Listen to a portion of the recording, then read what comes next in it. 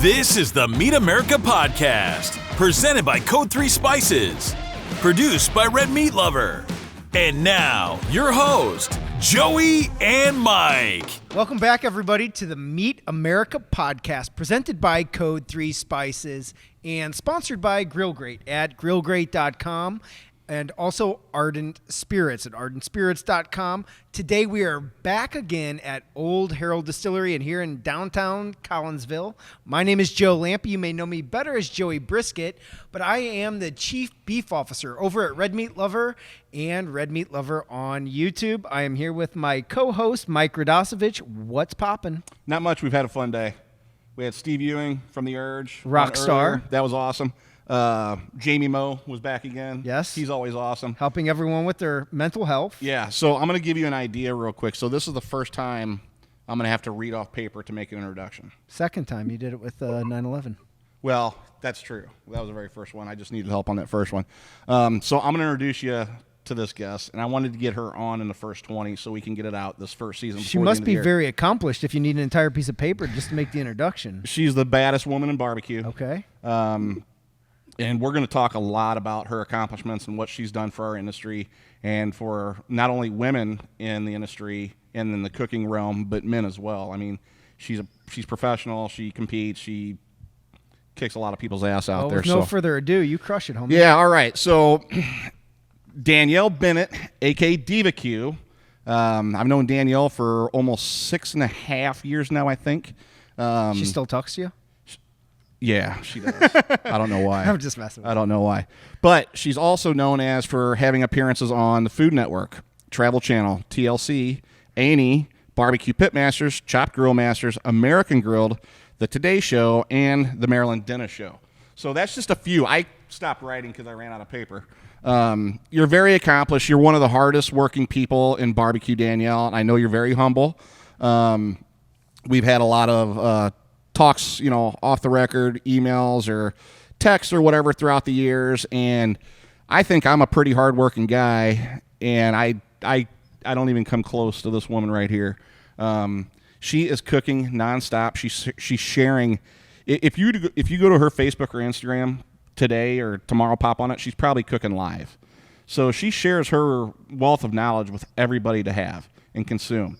Yeah, I've been following you since I got into this barbecue world. We've had the opportunity to hang out quite a bit, between MBBQA or events like that and whatnot. We competed against you at the American Royal. What year was it, Danielle, that you took? Oh, man, was that 16? So there was a year where I did 6th overall at the American Royal, yes, and then 10th overall at the American Royal. And I've got so far 7 perfect 180 scores from the American Royal. Wow. 7 perfect 180 scores. This is all stuff that I don't typically, I've never been the type of person that has the awards in the back. I've never done that. But yeah, I've had some really, I've had some success. I'm pretty grateful for it. Well, you're grateful, you're humble, but you've worked hard at it too. That's the other thing too. We've talked about that in the past. A lot of people don't realize what goes on behind the scenes of people in our industry, whether it's a spice and sauce company like myself or with everything you do with Traeger and everything else you got your hands into. You're one of those people that's very infectious. It seems like every person we've had on the show is just that infectious type mentality or work ethic. She's one of them. And the other thing I love about you, Danielle, is you say what's on your mind. And in our industry, that could be very intimidating for, I don't care if you're a man or a woman, but it's needed. And you're sort of the anchor when it comes to that. So thank you, and I love you for that. But let's sort of tell people, we're going to go back how you started your journey, but just to give an idea to everybody watching and listening, how many miles a year do you travel? On average, 275 to 300,000. Wow. Yeah, that's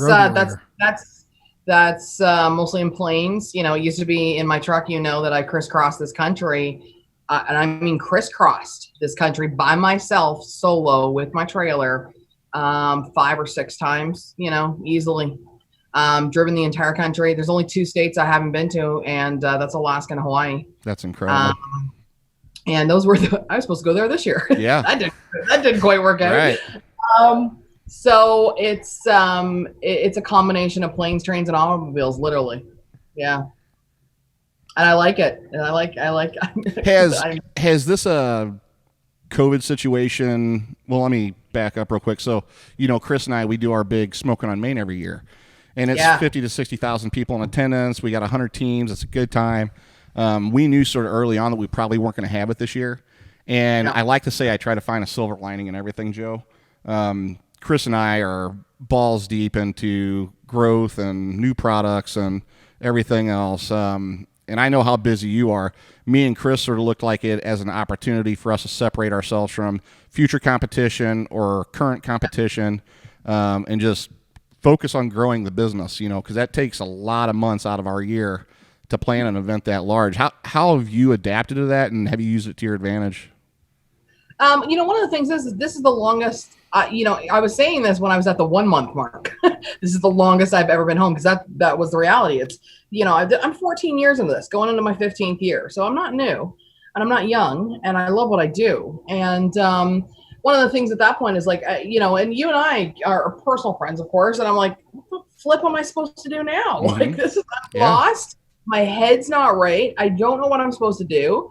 What am I supposed to do now? Like, this is ridiculous. And, as you can see right behind me, this got created. So this is the Diva Q outdoor studio. This is still a work in progress. We're still kind of trying to figure it out, because right now, I'm in Central Florida, and because of our weather, and like literally there's a storm, you can't see it, but there's a storm rolling in within every day here. Sure. I love what they call it the sunshine state, but we really should be called the rainy, occasionally sunshine state. Yeah. So I'm under a covered lanai, and that provides so many unfortunate challenges for lighting and trying to get audio. This is, when we're using the laptops pretty good. Also equipment, we couldn't have anybody come to the house. I'm not a lighting director. I'm not a camera person. I suck at those things. I'm a creative person. I'm a hard worker, but there are other areas of my life that my brain just disconnects on. And so there's been so many challenges that way, I think, in trying to come up with, okay, so what do we do now? Okay. And, the thing is that we, my company, Diva Q, which is a corporation, it's my own corporation, employee of one, and then I hire out whenever I need them. So we kind of changed focus. Like I've still got my other clients, I don't have, I've got Duluth, and I've got Traeger, of course, my biggest client, and Victorinox, and some other ones. And we're all kind of like having this conversation. So, well, what do we do next? Like, where do we go? Because I'm used to being out there teaching on average. Now, this is average. In an average year, I would teach anywhere from 3,000 to 4,000 students between Traeger and my private clients. That's a big number, okay? I've been doing that for years, and I don't think a lot of people realized how much I actually taught barbecue, because teaching ended up being like, my love. Absolutely love teaching barbecue. I love sharing it, love teaching it. And so we created this outdoor studio, and, here, we've got one studio over there. It's a small one we started with, and then I realized I don't like the backdrop. I don't like the lighting. Had a barbecue team, former barbecue, unknown barbecue. Those are custom letters. What you can't see is they're this thick of metal, I thought, well, let's build an outdoor studio so I can at least share my love of barbecue, because I need to do this. This is like a mental battle for me. I do not do well if I don't have projects. I do not relax. You know this personally about me. I do know that. I am the worst person at relaxing. I'm absolutely horrible at it. I don't do it well. I don't know how to do it well. And unless I'm on an island in Mexico or in the Caribbean or on a cruise ship, by the way, I've had 4 of those canceled now. Yeah. And so I don't relax well. So I need to do stuff. And it's not like your normal level of, let's share a recipe and we'll do it once a week or twice a week. I need to do stuff every single day, because my creative, being kind of requires it. Okay. And then there's the parental guilt. My parents instilled in me, no joke, an extreme work ethic. Okay. We had convenience stores. We did flea markets when I was younger. My parents, didn't have very much. I grew up with very little, until later on. And they were very successful based on their work. So, adapting all of those things to this situation, going, okay, what do we do next? I've got a sauce coming out in 3 weeks. People have been asking for what people don't understand is that this sauce has actually been out there privately to teams right. for the last 6-7 years, the people that know. And, you know, a couple of them were world champions, which is very nice to see that some of the guys were actually sharing that. You know, the cookbook, Random House, the year after the cookbook got published, came to me and said, we'd like you to write another one. That was 3 years ago. I said to them, I'd get to it when I get to it, you know. I'm not a money hungry person. So one of the key things for me is that it should be done, but if it's going to be done, it's got to be done right. Well, you're a passion driven person, and that's one of the first things I knew about. Well, I learned it about you almost immediately just from the little talk we had at the round table down in Dallas, Fort Worth. So Joe, I mean, this is a woman that works. Her schedule's incredible, even with COVID. You know, well, if you say she's a hard worker and she inspires you, and you inspire me when it comes to hard work, I think that she inspires me daily. My day starts at 3:20 a.m. Yeah, and she's at the gym, so she starts her day at 3:20 a.m. I start mine at 5:45 after I get to kids' school. So she's already got 2 hours in at the gym before I get to the gym. So, but yeah, I mean, you're just an inspiring person, and I can't tell you how many customers that we have. When we told everybody that you're going to come on Meet America, you know, I can't tell you how many women reached out to me specifically saying, "Oh my God, I love her so much." You know, and I mean, you're an infectious person, and what's nice about you, Danielle, is I know that you're the bad girl of barbecue out there, right? Whatever you want to call it, that's a persona. That's whatever it is, you know. But you're bad one of the girl of barbecue. I like the sound of that. Yeah, we're not quite sure why, because it's not. It's so. I'm the person that'll literally stay up for an hour and literally walk you through your ribs because I genuinely want to make sure you have a great barbecue experience. And I just don't kowtow to people, and I think and I don't play the circle jerk game, and I think that's where it comes in. Well, that's good, you know. And the other thing I'm going to add on to that, Joe, is like, you know, if you see her out in public, I mean, she's usually got a pretty good crowd around her, and I've always seen you give time to every single person every single time I've been around you. Yeah, absolutely. I saw that firsthand in Dallas. You and Chad I think you guys were doing beef ribs, I think. I did about 200 pounds. I made 200 pounds of tri-tip, and then we were doing some other things as well. We had the Calm 200 loaded up, and you know, so I was out there. You know, Doug from Rogue Cookers. He's such a great human. Yeah. We were out there seasoning them first thing in the morning, and Simon, and you know, we're trying to plug away and getting great product out there, but I dead stop stuff a lot to help people, because the thing is that when I first started in this industry, I worked with some really big names, and I'm big names, and we're not talking about barbecue people. We're talking about industry people, right? And, you know, I was always told by multiple people, you're too approachable. Don't be that approachable. You have to learn to cut people off. You need to learn to distance yourself. Don't feel like you have to reply to every inbox. Don't feel like you have to. And I literally went, yeah, that's not me. Right. And I don't like that method, and I don't like who you are, and I'm not going to just do the dog and pony show and just go home. No, these people need help, and they're genuine, and I'm grateful and I'm thankful. So, and they're taking time out of their day to communicate with you. Exactly. So I told them to kiss my grits, and I'm like, I'm going to do my own thing. And I have to, you know? Yeah, so, you know, I hear some things there, and I kind of want to go back. I think you said I want to go back about 14 or 15 years ago. And I was looking at your LinkedIn profile, and I noticed at one point you were in HR as a career, right? And then you made the transition over to barbecue. So can you tell us a little bit more about your journey into the world of barbecue and kind of those first few steps that propelled you to where you are today? Well, I think the thing is that most people don't realize I actually have double degrees. Before I did barbecue, I did 10 years as an HR operations manager. I was working for one of the largest retailers in Canada as an HR operations manager in a union store. So I dealt with labor relations and human resources and all that. And then my daughter, my youngest daughter had unfortunately some very serious medical issues. I ended up staying home for a couple years.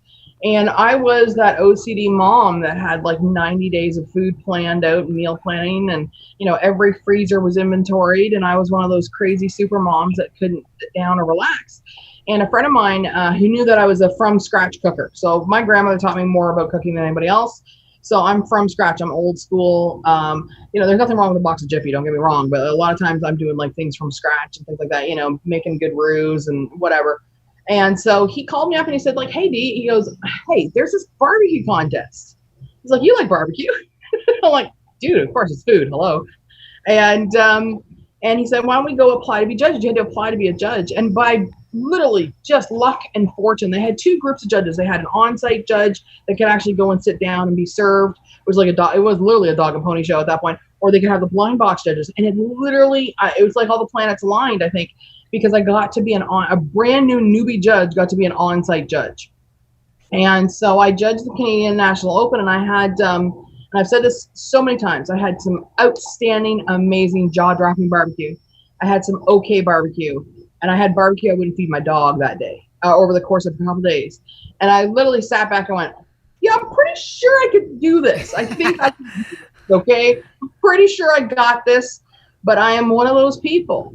And Mike's right, because I'm very passionately driven about things. So if I'm going to do something, well, I'm going to do it right. And that means I've got to learn, and I've got to travel, and I've got to submerge myself.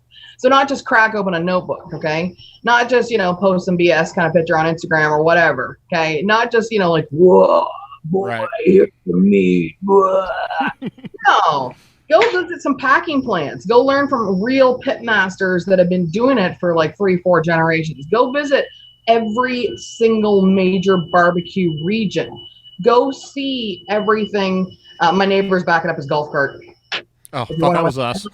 Welcome to Florida. Yeah, right. Every other house has got a golf cart. All good. And so, for me, it was not just about, okay, we're going to crack open some cookbooks. We're going to, muck up some pork. We're going to muck up some ribs. We're going to see how we do. And that's it. No, for me, it was an immediate, okay, well, if I'm going to do this, I got to do this right. If I'm going to do this right, then I have to learn. And if I have to learn, I'm going to go from people to do it best. So we started in Texas and Kansas and North Carolina and South Carolina and Kentucky. And I just kept traveling. My parents had a place in Fort Myers, Florida. One of those double wide trailers that 50 million people have down here. They had an older person's residence. And, I had come down the highway many times, having the occasional pulled pork sandwich, always liked it. It was always at, those types of gas station places. It wasn't anything fancy. Had never experienced, like a massive whole hog cookout or things like that. So for me, it was, I needed to have a really organic learning experience. I like to learn. I have double degrees in marketing and HR. Both of them are 3-year programs. So I like to learn. I think that's also a part of me as well. I'm constantly trying to learn more. And whether it's meat science, food science, it doesn't really matter what it is. I just love that opportunity to learn. And that's brought me to this day now, 14, 15 years later. And, I started winning contests. Well, and so I just want to ask, so are you getting in that car and are you hitting all that as like one trip, or is it several trips? I mean, I'm really, so it's many trips, and are you just kind of planning the cities that you want to go to ahead of time and then figuring out It's actually a combination of the NBBQA. No joke, because, many years ago, it was a much larger kind of largesse organization. It was a different kind of focus. And so actually one of the things I did, I think it was year 2, I went to the NBBQ, year 2 or year 3. And so you got to first year, I did, my first backyard contest, and I came in 3rd, and I knew I was totally screwed at that point because I was hooked completely. Somebody gives you that 99 cents, Dollar Tree award, and you're like, ooh, baby, we got this. And away we went. And so then, traveling around was so many trips, not just one. It was like so much, and it was all on my own dime, right? It was a lot of money. Yep. And remember, I'm not working at that time. My ex-husband, who was still a great dad, was very, very supportive in the early years about, here, if this is really what you want to do, then you should do this. My kids are all super supportive. And, so it was multiple trips. And the NBBQA was a part of that, actually, funny enough. Also, any of the large major home shows that had, instead of having 1 or 2 barbecues in my experience, I ended up accumulating 65 different barbecues. And and the reason why I had so much was because I always thought that if you're going to call yourself a pitmaster, if you're going to call yourself a barbecue, especially a barbecue expert, right? You damn well better be able to run all of them. Exactly. And I mean all of them, not just have a comprehension of oxygen, fire, and smoke in a Weber Smoky Mountain or a Traeger Little Tex or a, whatever the case you may be, whether it's a barrel or whatever. You need to really be competent enough to run all of them. And right from the big old hickories to the stumps, to everything. You don't get it. You don't understand it. What are you doing calling yourself a barbecue expert? No, you're not. So I'm glad you touched on that, because I mean, we've had these conversations over the years, and because, well, I mean, usually I love it because it's usually when I'm really annoyed. And I'm like, are you kidding me? Look at this. I get it though, but I mean, I'm better now. I'm glad you mentioned that though, because there are different levels of pitmasters. I mean, I don't even know if I want to go down this rabbit hole. Different levels of pitmaster. Well, you do. Especially in the social media world, and I think that's what I'm sort of gearing at here. That's the thing. When me and Chris first started Code 3 Barbecue Supply, every single pit we brought in, I took one home with me. I wanted to master every single one. I've been to your backyard. I know. Yeah, you're going to be in the backyard later too. But that's the thing, though. I mean, if something new comes out that I find, I'm buying my first Santa Maria grill, and I think 2.5, 3 weeks from Peoria Cookers, and I can't wait to get it. There's a certain level of interest that's drawn me to Santa Maria. It's something different that's going to allow me to experience with different kind of lumps. It's going to experience, different wood flavor, everything else. It's also, you're right. I like the fact you said lump, because I remember I was doing a podcast with another group of people, and they were like, "Oh, what do you know? What do you know about charcoal?" It's loaded know a question. lot about charcoal. Loaded question. Would you like to know the combustion rates, dude? Absolutely. Would you like to know the dust factor? Would you like to? Because once again, it comes into an expertise level. Okay, so if you're gonna go and you're gonna call yourself this, or claim to be this, then you really do need to be able to back it up. You got to back it up. You definitely got to back it up. But the thing that I'm not going to lose any sleep over it. But if someone's sort of a jerk about it, and this is the only way to do it, well, then whatever you think is fine is completely fine with me. I'm going to do it my way, or I'm going to try it this way. And that's what I call the meat elitist, right? Now, there might be definitely some wrong ways to cook and prepare meat. We can all agree that there are some wrong ways, but truthfully, there are many right ways, I claim about this all the time, because I always get, my mailbox fills up every day on all my social medias.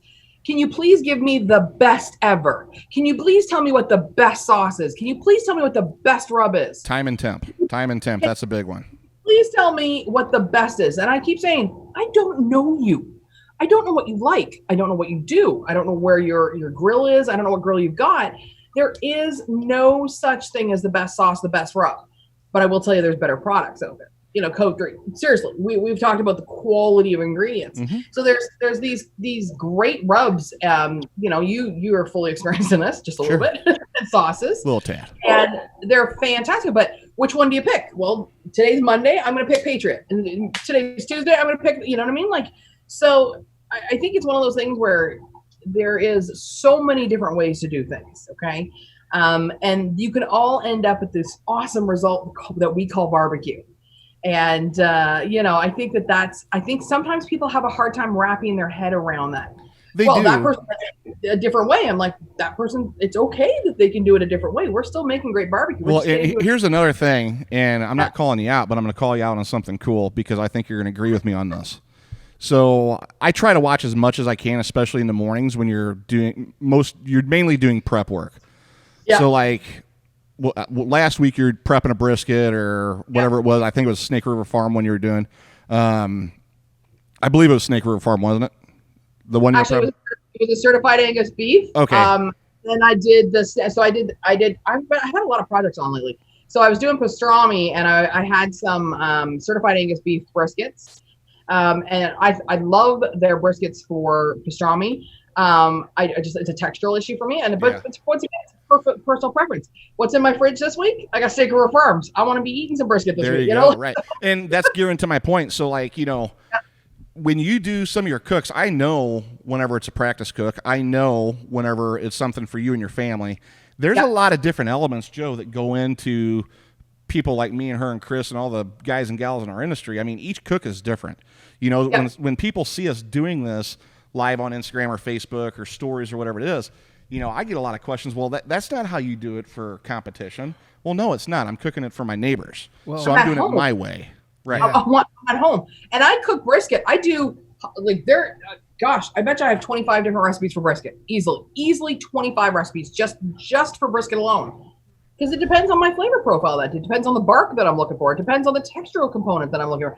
Am I looking to throw it in the freezer to shave it later to make, sandwiches? Is it a brisket that I want to be eating with my family right away? Is it a brisket that, I'm going to be cubing up and throwing into beans? Like there are all these different things that are going on all the time because I cook them all, right? And it's not just that one dog and pony show where I'm just doing that one perfect, Instagram post. No, we really eat our stuff or we donate it, and we give back. So that's the way to do it. Well, I want to touch upon something that we're kind of talking about here. We've shot the Meet America show. We've finished our first season, and we filmed at 3 very high-end steakhouses, one in Wichita, one in Chicago, and one in Nashville. And they've all 3 cooked the steaks differently. Now, here's where it comes back to what we've kind of touched upon here. E3 Chop House down in Nashville, they're using a wood-fired Santa Maria grill in their kitchen, and they're firing it with a type of charcoal that I had not heard of. It's called bichiton. It's a Japanese type of charcoal, I guess. It gets very hot. But one of the questions I wanted to ask you was, we have a pretty diverse audience. We have a diverse lineup of guests. You talked about charcoal, and what are some of those things that someone who's just getting started, firing up the pit for the first time, what are some things that some beginners should know about charcoal, knowledge you've accumulated over the years? Well, I think one of the things is combustion rates and density of wood. One of the key things in regards to learning how to manipulate charcoal to the best end result is actually how to utilize the piece the best. You can go, the standard blueback, which I'm not a fan of, unless you're talking about their competition briquettes. You can use that and you'll get an okay product, and there's nothing wrong with that. Okay, that's the standard backyard acceptable level of all things barbecue. But then there's the opportunity if you use like one of my personal preference favorites, it's the one I still recommend to this day. You could use online references for their rankings and ratings for charcoal and actually see how the gases break down and all those things. So you look at the density of the wood once it's combusted down to charcoal, okay? And then you're looking at the ash rate. And I think that's important. If you're going to be spending a premium product, and I have no problem spending a premium product if you are going to go out and you're going to be still a charcoal-based cooker. So I look for the densest wood possible. Well, for me, the density really matters because that means we're into the category of ultra hardwoods like sugar maple. And I'm a huge fan of using sugar maple lump charcoal, all natural lump charcoal, if you're going to be using it as your primary fuel source. But one of the key things is that you don't just dump out the bag. I always say to people, I always tell people buy 4 to 6 bags. They're like, whoa, wait a second, it's like $30 a bag. I'm like, yeah. And your point would be, you're gonna make barbecue, you're gonna make it right. So spend a few coins. Attention to detail. Attention to detail. Let me teach you how to do it well. Go buy 4 to 6 bags of charcoal. Go buy 4 to 6 Rubbermaid totes or Sterilite totes. Separate your piece size. Because one of the key things is if you want your lump to last and you want to have a really nice, even cooking experience, separate your piece size, largest to smallest. It's like a puzzle. So when you're filling your chambers, whether it be in your kettle style cooker or your drum or whatever, if you fit your pieces together like a puzzle, you'll have a much more even cook. The reason is that you're reducing the gaseous explosions that are happening in between each piece. You reduce that air pocket that's in there, you're going to actually end up having a much more consistent, much more even cook, period. And I don't think a lot of people realize that. You just dump bags in, you've got big pockets of air, you've got small pockets of air. Well, you've got bigger opportunities to have all those gaseous, explosions basically happening. That's exactly what's happening. They're little explosions that are happening. That if you reduce those down, you'll end up with a much better cook overall. And, you're going to still use up all your pieces, but you know what? Being able to fit in those larger lump pieces, some of them are quite large for your longer cooks, when you're doing your briskets or your pork butts overnight, or maybe you've got a long cooking chuck roast or a top round or a bottom sirloin or something, right? Big. You want to pull out your larger pieces. If you're doing your quick grilled items, you know what? Go to your junkier pieces that are, not really mattering as much because you're going to fire those off really hot and fast. It's just a matter of taking a couple of minutes to, organize your charcoal to get a better end result. That's just, it's for me, it's a common sense thing. These are the tips that I try to give people, if they ask me charcoal based questions, that's a key one for me. Sort your charcoal, buy the best quality you can possibly afford. And typically for me, I'm always going to go back to lump. If I was still using charcoal now, I'd go back to lumping. Well, and that's what I was going to run into the next little thing I wanted to say here was like, when you get to that point where you do find that right lump or, you're picking out the different sizes, doing whatever you're cooking. Yep. I use different sizes of wood chunks depending on my charcoal. We sell Chigger Creek. They're out of Missouri. They're a littler, cleaner chunk, right? And then we've got the Chigger Creek chunks that are much larger, almost 2-3 times the size. Exactly. So I'm going to use that with different barrel smokes or whatever I'm doing. Matter of fact, sometimes when I'm doing a like PK steak or something like that, it's going to be one large chunk and that's it. That's all I'm going to need. So it does play, Joe, with all these other added elements and variables to having a good smoke or a good cook or whatever you want to call it. But with that said, though, too, you mentioned the grading system for charcoal. I think it's nakedwiz.com. It is. Nakedwiz.com is probably the most exhaustive resource.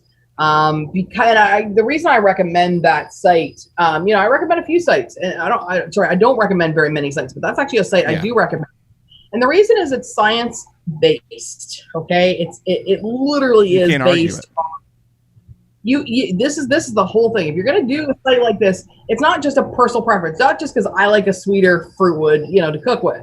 No, let me show you the actual science behind this because this makes sense. So you can see the combustion rates. So you can see how much ash is left over. So therefore you understand that, that wasn't a very good hardwood if you've got, half a barrel of ash at the bottom. No, you've got a lot of fillers going on in there or whatever the case may be, or the burn rate time on it and all of those things that come into play when it comes to being somebody who uses charcoal. I do think it's a great resource. It's one of the ones that, I think is one of the go-tos for everybody. If you are a charcoal cooker, that's where you should be going.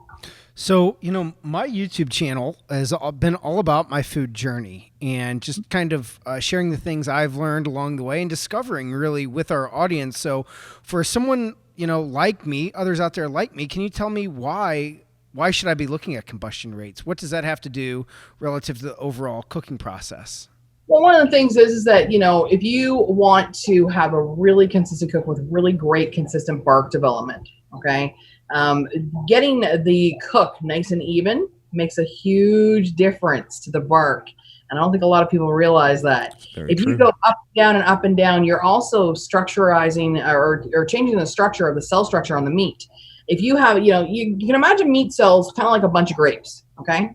Imagine a whole bunch of grapes. And if one end is getting a really big pop of gas, gas from the charcoal, then that grape is going to pop, right? Or the cell degradation is going to happen. So that means that over part there is going to be cooked a little bit differently. Whereas if it was nice and even, then the cell structure is actually reducing out, some of that myoglobin on a more even basis. And if you're doing that on a much more even basis, you're also not attacking the protein cells where they're getting aggressively ticked off at you basically and pushing out too much myoglobin.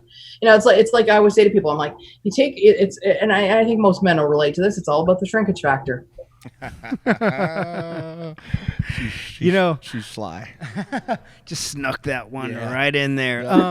No, as she's talking, I'm thinking about our conversation with Charlie McKenna in Chicago. Yeah, remember he talked about how competition barbecue and in restaurant barbecue is different, and this guy's measuring the pieces of wood that he puts into the fire.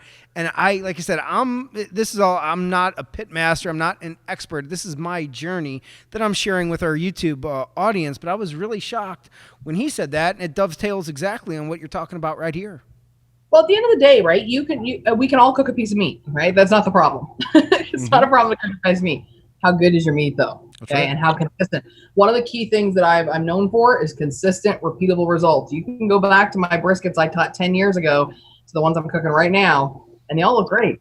And they're consistently, some tips and tricks we all learn along our journeys, right, our individual journeys, to make it consistent and better all the time, right? And so it's also trying to teach people, if they get into a bad situation, okay, well, here's some meat recovery specialist kind of tips to bring you back. And let me show you what maybe you should do next time, or maybe you have a challenge to correct. But I think that that's part of the journey, right? It's part of that learning process to get you to have it. I don't want a good steak just today. I want a good steak every day. Yeah. So let's go back to that journey. You've talked about the things that you've learned. You've shared some tidbits about your own personal journey to where you're at now. What's one of the tips or tricks that you could share with our audience? Again, maybe people who are just getting started around the pit. What's one of those tips or tricks that you learned that had one of the biggest impacts on how you cook and prepare food? That thing you learned, early in your journey. I think there's two things that have been the biggest impact. First of all, don't buy a crappy grill. It's not worth it in the long run. Number one. Amen. I think too many people, and I talk to such a wide variety of people from all over the world.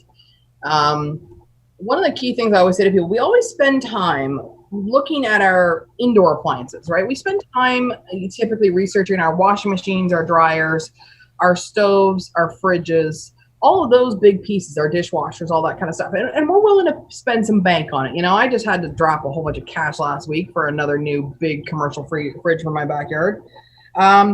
And we're willing to, read the reviews, and we're willing to read the how-tos and the benefits and the pros and the cons. But sometimes there's a pushback when it comes to doing that with a barbecue. And I always say to people, a barbecue is just an outdoor appliance.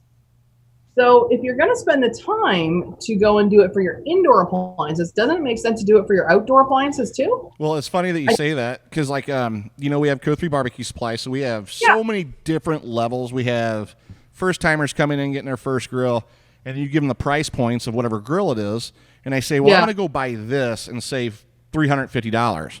And then I immediately follow up and say, well, the difference between that $350 is probably 15 years of keeping that in your backyard. No kidding. So that's accurate. It is. It's very accurate because guess what? We've had that place for 5 years now, and there's one specific gentleman that's come in 3 years in a row wanting to look at a new grill, but he keeps going back and buying, sort of the whatever you want to call them. Yeah, price versus cost debate, right? It's a little cheaper up front. My very first original Little Tex is still being used to this day from Traeger. Mm-hmm. And it's actually at my ex-husband's house in Canada. They still use it. That's 14 years. I have a Weber kettle from 82 that I'm still cooking on. Exactly. So you have to take a look at that. I think that's number one. Buy the right products first and foremost. Do some research. I said, then secondly, I think the other biggest thing is everybody needs to stop cooking by time. Amen. Chill out, people. Have another cocktail. It's just barbecue. I get these panicked messages. I mean, my mailbox, honest to goodness, some days, I literally just want to come through to the person and either give them a hug or a slap upside the head. One, okay? And the reason is people are spazzing out. Well, it's not done yet. I got 20 minutes. Okay, make an appetizer, crack a bourbon. Dude, relax, chill. It's just a brisket. It's just barbecue. And every time I've rushed a pork butt or a brisket, I've always kicked myself in the ass because I wasn't patient enough because I messed it up. Yeah. And the thing is that I think that, I've been partnered with ThermoWorks for years. I mean, forever. Awesome company, too. I've used quite a few other brands. I've tried them all out. And that was the one that I really thought was, and still to this day, funny enough, really consistent. Right before I got on here today, funny enough, a package from ThermoWorks came. The reason I had to buy a brand spanking new commercial fridge last week was because I went away for a week on vacation. And I lost a lot of money. My fridge broke down. Oh, no. Sorry to hear that. You know what I didn't know? Do you know ThermoWorks has got a product that will send you an alarm? Yep. I do now. They just arrived, okay? And so, I think it's also using those digital controls to actually get really great end product results, And so I always say to people, here's the range of when your ribs can be done. So those are my personal textural preferences. Here's the range that your brisket can be done, depending on if it's the prime, a choice, a select, or a Wagyu, or whatever. So I think that bleeding by temperature versus time is a key component. And I mean, trust me, I've been to all those Pitmasters places. And here's the other thing. I don't think a lot of people realize I've been to over 600 barbecue restaurants now. Over 600. That's a lot. Yeah, there's a lot. There's a reason why I had a show on Travel Channel. Right. Okay? Exactly. Also a reason why I weighed 367 pounds then too. Mm-hmm. But a whole other show we could do. Yeah. So one of the key things for me is a lot of old school pitmasters would scoff at that idea because they were always taught by feel. Well, it's really hard to teach a person at home how a pork butt should feel. That's a great point. It's really hard to teach a person at home how a brisket, the pores should break a little bit at the surface, or what does a honeycomb fat between the flat and the point look like to a person at home. However, we can give them a range of temperatures and they can have a much more consistent, really truly special product day in and day out, right? And so I think there's a lot of really great learning opportunities when you learn to stop cooking by temperature or by time and cook by temperature, and to invest in a really good quality grill to begin with, and trust knowledgeable sources, not just the hypesters, Right. not hipsters, hypesters, right? Not the guys that just have the big followings. No. Those things can all be bought and paid, okay? And some of them are well deserved. I don't want to trash anybody who is well deserved, but a lot of it isn't, unfortunately, right now. So trust somebody that actually has some meat and science, who has maybe traveled to some ranches or traveled to some manufacturing facilities for barbecue, and may have some, really good knowledge on this kind of stuff, and maybe take their advice before you just go back up to that, that trendy kind of video that's on there right now. Right. Now, one of the things I've heard about tips for buying a great grill, smoker specifically, is make sure it has a heavy lid. What kind of tips or thoughts would you share with our audience who are looking to buy a grill? What kind of qualities should they look for in a grill, generally speaking, without... It really, there's a couple of, there's actually a lot of layers of that question. And the reason is that depending on where you live, that can actually really impact your decision-making ability. If you're in the north, if you look on YouTube, I've got some really old videos. I haven't done any new ones in a really long time, 5-6 years. And you can actually see me out there when it was minus 22 out in the snow grilling and barbecuing, because I didn't stop for me, okay? So I would say that if you're in the north, you really want to go 9 millimeters, 10 millimeters and above. And typically you want to look for, double wall insulation, if you can get it on a grill, absolutely. Not as important for temperature control down where I live. It's much more important for meat recovery time at that point, and air recovery time, and getting your temperatures back up to where they want to be. I think that, I would start at 9 to 10 millimeters. I know one of our big manufacturers, they changed that iconic, grill. You're right. And you knew it right away. Yep. Based on charcoal consumption. I could tell. I'm like, whoa, this is not the same as my other 4 that I bought, 3 years before and whatnot. So you can really see fuel consumption levels change with metal thickness. And I don't think people understand that if you can afford the better one that is better insulated, and it goes back to our other, research a good grill. It's not just about the cooking of the meat. It's also recovery time. It's also on keeping that consumption level consistent, That's really good info too, because we got a lot of people come in. We sell one specific brand right now of pellet. We got PK. We got some Weber products, Hunsaker smokers, whatnot. They're all American-made grills. So you got people coming in that don't want to pay the all-American price, right? Yeah. So my best advice, and I tell people all the time, I don't care if they buy from us or somebody else. I want their cooking experience to be fantastic, for one, and they need to be. One, here's the thing. It comes down to price point. What is your price point, right? Okay, yeah. And this is what I tell people.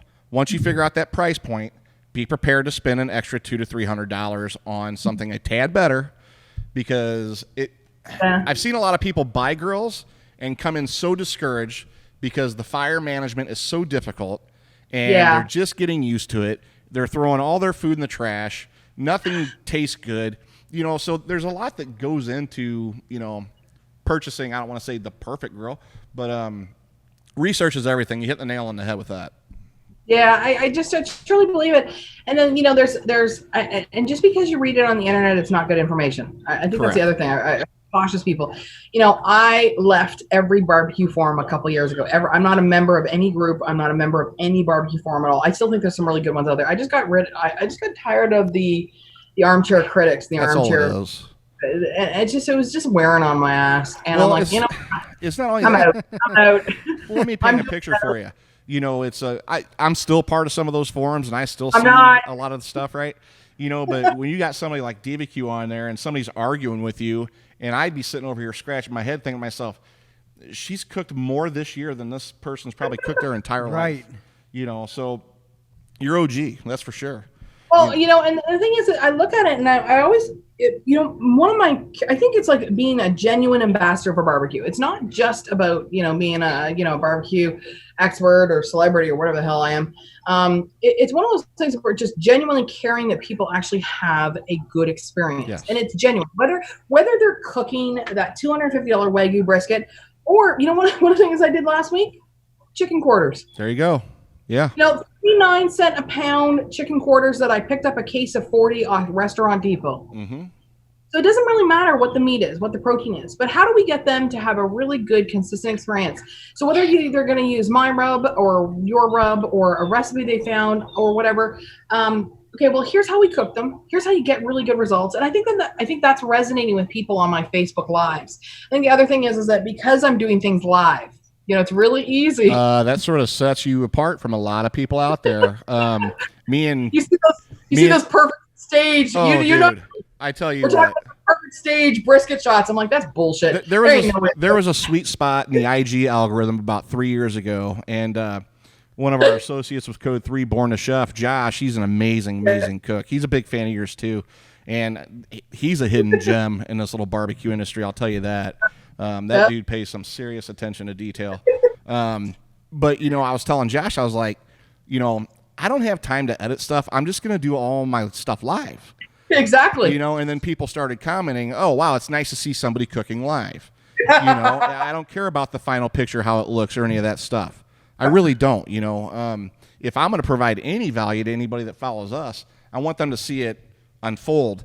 My kids were yelling one day. I was away from the grill for like 5 minutes and screwed up my steak.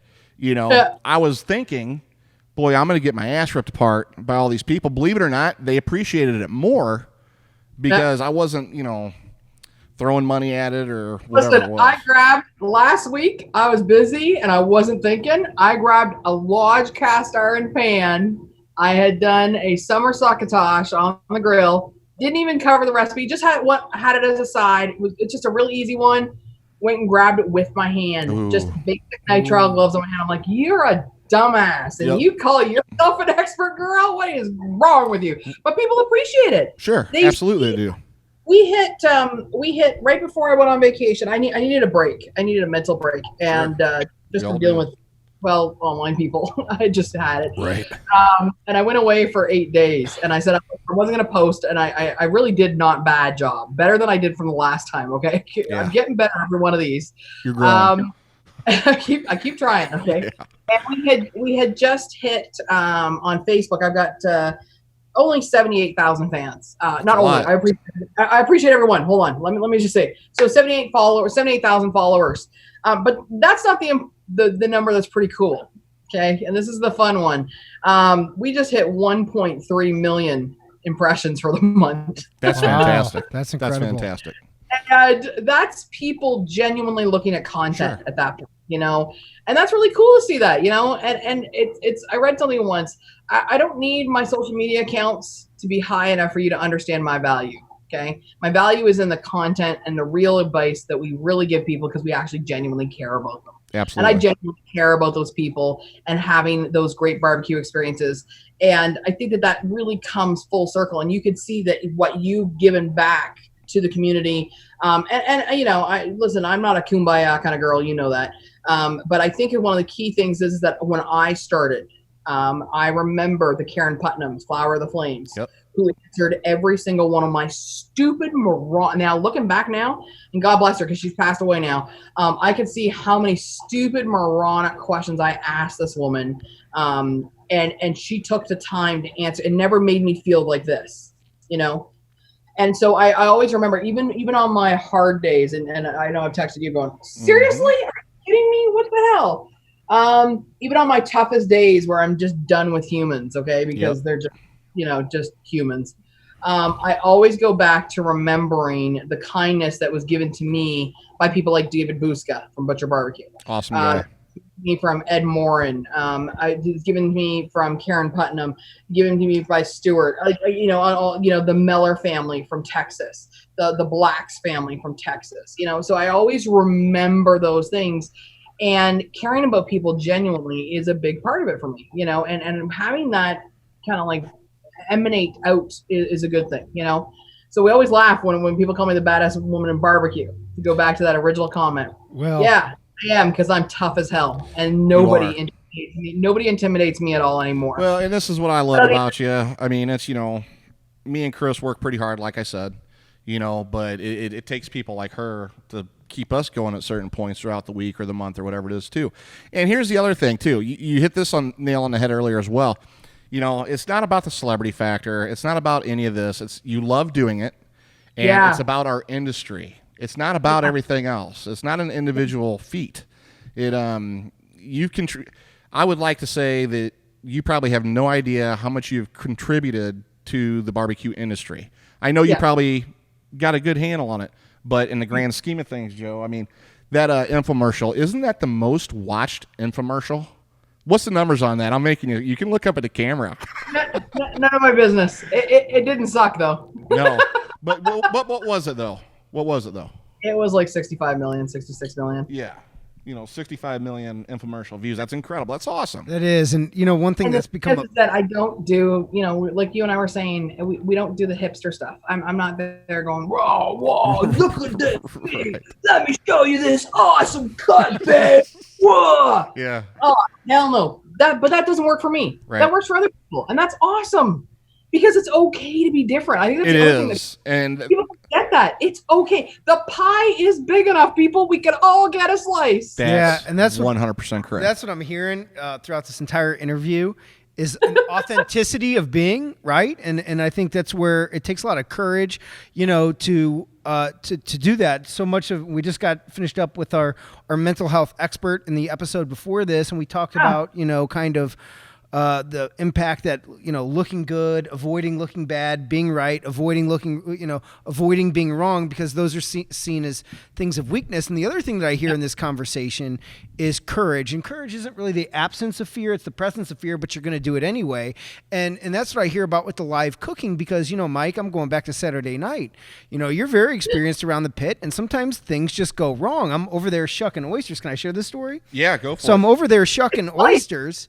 Yeah, and we're making some char-grilled oysters. They were phenomenal. Thank you again, Lee Conway, for that incredible topping. But I hear Mike, making a little bit of a fuss over there, and I'm thinking, gosh, something really must be wrong.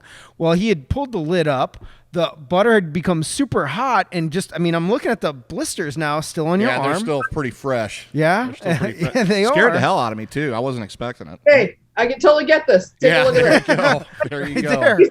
This is my Corona line. Battle scars. I was on the Traeger Pro 780, and I had it running at 500 degrees. I was searing off a steak, and literally, somebody had asked a question, and it either turned or something, like literally just for a moment, and literally the grill stuck to my arm. Oh yeah, I've had that happen a couple times. But this is one of the things about going live, and that's okay. It is. And one of the things, and I know that I've reached out before, because that mental health battle for women, and I'm just gonna plug out some women in my industry. Yeah, go for it. We face, and I've said this all along, we face additional challenges that nobody faces. I'm going to tell you our incidents just yesterday. I had to, sometimes we have to ban people off the fan page, the Facebook fan page, Diva Q, BBQ, and sometimes we have to block them. And it got so bad yesterday. We had a guy that literally went off his rocker. Like, we're talking, there was in a matter of 3 days over 100 plus inbox messages. Holy cow. Oh, honey, this is normal. These are the challenges that I think women in this industry and chefs, female chefs in general, have to face. And you get the pics, and you get the threats, and you get the, all of those things that come and provide an additional barrier. And so that mental game gets sometimes a little tough. You're like, are you freaking kidding me? Knock it off. Like, seriously, we are all in this together. It's okay to be different. Just because I have a vagina and not a penis, it's gonna be okay. It doesn't mean I can't barbecue. It's gonna be all right. I am not threatening your penis, peoples. Just trying to make a damn good steak, you know. And I would say that you have to keep that kind of in line sometimes in your head. And when it's really frustrating, going, whoa, why is that contract getting paid out $10,000 more than me when I have 10 years more experience? Wow. You kind of hold those things accountable. And I think that that's where that kind of that where I am in my career now, where I don't back down. No. I'm not accepting any of that anymore. It does not work. And so you have to face those mental health battles, whether it's your inbox, whether it's the comments going, wow, you're really fat. No shit, Sherlock. Thank you for telling me something I didn't already know. Moving on. Do you need some barbecue help? Because that's pretty much what I'm here for. Or somebody commenting going, why don't you ever do your makeup before you go onto a live? Or somebody saying, perfect example. You know, these, you know, for as long as you've known me, Mike, I've always had nails. I've always had long nails. Always. It's part of me. It's never going to change. But I also am the person that literally is sitting next to 4 boxes of gloves that I use 24/7 in order to be food safe, and people just trashing me because I have nails. Well, and you got to remember too, Danielle, it's also one of those things that you're extremely well accomplished, and there's a lot of envy amongst not just men but women as well. I mean, let's face it, when you look in the mirror, you know, it's one of those things you've accomplished a lot in a very short amount of time. We just want to help people, though, and I think that coming back to that mental health battle, okay, it's okay to take a break every once in a while. It is, yeah. I need to do it. I'm gonna step back for a bit. I'm gonna go enjoy a bourbon at home quietly and go pound a 200-pound weight bag. There you go. Well, absolutely. You know, it's interesting and both interesting and sad to hear about some of those challenges. You know, my mother has medical patents. She spent years in the science business, and she was a female in a male-dominated society, and that kind of instilled in me. You know, a lot of people think I get my, any strength that I do have from my dad, but it really comes from my mom. And, you know, you talked earlier about having a young daughter. How do you kind of share, the things that you've learned with her and help her become a stronger woman? And I asked because I have a 6-year-old girl at home. So I have my 2 youngest are 22 and 16. And I also have a stepdaughter, a beautiful stepdaughter. She's 18. One of the key things for me is to explain to them they don't have to back down. Yeah. I think that's another thing. We are, the role of women in a lot of industries and that kind of viewpoint has changed, but it's not enough. We're still only scratching the surface. It's like one of the things I always say to them, like, don't feel like you have to back down and don't feel like you have to, accept that. And also it's always okay to say no. Yep. Always okay to say no, whether it's personal or professional, and say no definitively and don't feel the need to explain yourself. I think that's the other thing, and never, ever make an excuse. The thing is that you can hold yourself accountable for a lot of things in life, right? Whether it's based on your, expertise and everything, like, you're female, so what? Get over it. I think that's the other thing as well, though. I'm one of those people like, okay, well, don't use it as an excuse for not accomplishing your goals as well. Okay, just because you have a vagina and not a penis, don't give me that crap that, you can't do it just because you're female. No, that's bullshit. Okay. It reminds me of Jerry Maguire episode, that little boy. Oh, yeah. Yeah. Boys have a penis, girls have a vagina, something like that. Right. Yeah. And the thing is that you really just need to understand, if you have a goal and you really think you can go after it, you can do it. And it's okay. It's just okay. And guess what? If you fall down, you can get back up. And if you fall down again, you can get back Perfect. up. You fall down, you can get back up. That's all you got to do. That's all you got to do. You keep putting one foot in front of the other, and one day you're going to string a bunch of steps together and get where you need to be. Yeah, and I think that thank you for saying that, Mike, because I think failure or the inability to achieve your goal can do one of two things, right? It can propel you forward to go and work harder, or you may need to reassess your goal and figure out what's going to actually physically work for you, or a couple other things.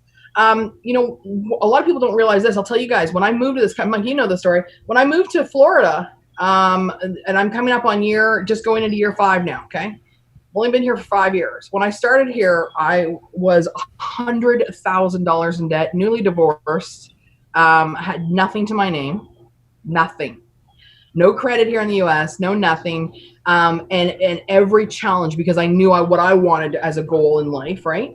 And, I live a completely debt-free life. Mm-hmm. And I've got a beautiful home and I'm about to buy another maybe property or house soon. Mm-hmm. And turned everything around. And it's okay if you stumble. I think that's an awesome thing to tell people. It is okay if you stumble and keep going forward. I was telling my girlfriend the other night, she goes, man, you stay so focused on all this stuff. And I said, I stay focused, but I also embrace the opportunities to fuck up, because when you do, that's going to open up a whole world of new opportunity for you to go about it a different way. It's not failure. It's that other F word. It's feedback. And Yeah, I it's think feedback. it's Yeah, just you're right. another way to look at it. And fear of failure, whatever it is, that's something else you could go into, obviously. But, it's... I do think that fear of failure, you have to keep something in mind. And I've got... I have such an amazing... I upgraded my trainer just recently. And I upgraded massively, okay? So I got to give a shout out to Bobby Maximus. He's on Instagram. He's just one of those hard-working guys. And I love his attitude about a lot of things. No bullshit, no excuses. If you want something, you go after it. And it's just those opportunities to learn might be considered failures by others. Sure. And that's okay. Yeah. They're just opportunities to learn something more about yourself, about your business, about what you really want, your own personal core values, and what actually matters to you. But the most important thing he's taught me, don't give a fuck what anybody else says. Well, and that was the last conversation you and I had on the phone. Yeah. I had called you one night. I had a few drinks in me, and I had something big. A few? Yeah, I had more than a few that night. I got the friend drunk call going, okay, we need to talk about some stuff. Just listen. Yeah. But what I was going to get that was, like, the whole conversation, it was an opportunity that me and the company and Chris had in front of us, and a pretty big one. And then, it's still one of those things that's sort of in the mix. But Danielle, you basically told me just like, let it go. If it goes, it goes. If it doesn't, it doesn't. Why get all worked up about it? It's okay either way. Yeah. It does, and I think what happens is that if somebody doesn't like you, right, and whether you're liked or beloved or whatever, it doesn't really matter. I mean, it's nice. It's always nice when people like you because I'm a genuinely typically a people pleaser when it comes to that kind of stuff. I just want you to have a good. Once again, coming back, have a good barbecue experience. I don't want a bad steak. I always try to do really great by my clients. They're such good people to me, and I work really hard for them. And you want to people please them, and you want to do all that. But there comes a line where you go, "This is just me, okay?" Right. And okay if you don't agree with all the things that I am, or who I am, or what I am. And like I said to you, whether that deal is good, bad, different, goes forward, doesn't go forward, it doesn't change who you are. It's okay. Right. It's all good, I haven't done a lot of TV in the last couple of years, not because it hasn't presented itself to me. It's because that I changed what I wanted, and I changed what I thought I needed to do, and it would take a really special project to do, something else. But I get asked, well, why aren't you doing any more competition shows? Why haven't you gone on Fire Masters? What makes you think they haven't asked me like 5-6 times? What makes you think that? Well, and I mean, that says a lot too. I know we got to wrap up real soon, but I do want to touch on something else real quick, Joe, is, me and Chris say no a lot to a lot. We want to do this on our own terms. This entire show, we, Code 3 teaming up with Red Meat Lover to do Meet America. Just in the 20 episodes that we've shot already, we're going live tonight, and the amount of, how it goes, how it works, what I'm getting at. I don't know. You got to be cautious of people once you get to a certain point or level, especially as you are. But you do have to do it. You have to do what makes you happy at the end of the day, every single day. And that's the bottom line. And I think you're a good. One, you're a tremendous ambassador for barbecue. You're a tremendous role model for a lot of people out there, men and women. And you're just a lovely person, and I'm so glad to call you a friend. Aw, you're so sweet. So, Joe, you got anything else, buddy? What are you thinking? You're thinking something right now. I'm thinking this has been a really great interview. It's been awesome, yeah. It really is, and I find, what I find is the inspiration in it, and I've kind of said something along the same lines as you said. Whether you're the fake you or the real you, people are going to not like you or like you anyway. So might as well go out there and be the authentic being that you are and see where the chips fall. Say that word again. Authentic. Authentic being. I love that word so much. As do I. Because I think that that's one thing, especially with social media. Okay, my skin's blotchy. I didn't put on I didn't put on a freaking filter. I'm pretty sure I'm gonna get a pimple. I think I'm pretty sure I'm gonna get a pimple there next week. I have a double chin still, because I lost that weight. It's called being authentic, and it's okay, everybody. You don't have to be perfect. You don't have to be this pristine, staged everything. It's not going to make you happier by pretending. It's an integrity thing. It's an authenticity thing. Yep. It's okay. And for everybody listening and watching, this is a great lesson right here for a lot of people listening and watching. It really is. It's fantastic. It's a life lesson, though. It is. It's a life lesson we always battle with, that authenticity of who you really are, what you really want, where you want to go with your life, and living it every day. And that's hard. That's a hard life lesson. Yeah. But I love the word authentic. Yeah, tune in for... It's tossed around so much. It is. And so very few people live it. And this is why my circle is very small, I think, as well. There's not very many people I spend a couple hours on the phone, taking their drunk ass calls. Just Thanks. put it open. But there are certain people that are more authentic than others, and then that makes a big difference to my responses to them. Yeah, I was gonna say she'll really love our episodes with Jamie Morgan, our mental health expert. Sure. He was just on prior to this. I'm so happy for you guys. Thank this you. is awesome. Thank you. I really am. Yeah, we drop our first episode here in about 50 minutes. 5:15. 5:15, yeah. So we're going to head back over to your place, grab some food, get ready to sort of engage with our audience. Mike, is there anything else you want to say before? No, I know you got a busy schedule, Danielle. Thank you so much. We'll circle back around here in a week or two when things settle down for me and Chris. I'm always super proud of you. I'm always one of your biggest fans, and you got a lot of people rooting for you. I appreciate it very much. The kindness bestowed upon others is one of those greatest gifts you can give to the legacy of your life. Amen. And if you leave a legacy of life and you can have people say kind ass words like that, that's pretty cool. Yeah. Yeah. Before I close it out, can you share with everyone how they can find you around the entire interwebs? If you just go to that magical box called Google and just put in Diva Q, about 5 million hits. Yeah. And some with not so flattering pictures right now. I really need to figure out how to fix that. Oh, so you go anything. One of the things is all my channels are the same. Diva Q, BBQ. So if you're on Instagram, people listening or watching, get on her Instagram channel. Follow her on Facebook. Absolutely, because right after I'm done here tonight, the kids are inside. We're actually prepping. We're gonna do a live tonight. We're doing quick and easy chicken skewers with a peanut satay sauce and that sounds delicious. We're going to do a live, just a simple, easy, quick Monday dinner. So the Facebook fan page has gone really, so that's Diva Q, BBQ. Twitter is the same, Diva Q, BBQ. Instagram, same, Diva Q, BBQ. And, the website is right now it's divaq.ca, but there's a new one coming very shortly and a few other things coming down the pipeline, which I'm pretty excited about. So, you can find me. And, if you want to get in touch with me, send me a DM if you need some help or whatever, or if you have a question, I can send you in the right place. Always. DM, no dick pics if you're listening. No dick pics. Y'all need to stop doing that stuff. Because, no woman has ever said that they want that. Yeah. If you send me a picture of the best ever, cheeseburger, I'm going to be probably more impressed. Okay. Well, just saying. Okay? Thank you for your time. I'm going to go ahead and say goodbye to our audience now. And if you're listening to us in an audio version and you like this interview, the very best compliment you can pay to us is heading on over to iTunes and leaving us a 5-star review. If you're watching this on YouTube, well, you guys know the drill. Go ahead and hit that big thumbs up, like button, or even better, subscribe to our channel so you can follow our adventures as we continue to meet America. Thank you so much for your time. Subscribe to our podcast and YouTube channel at redmeatlover.com.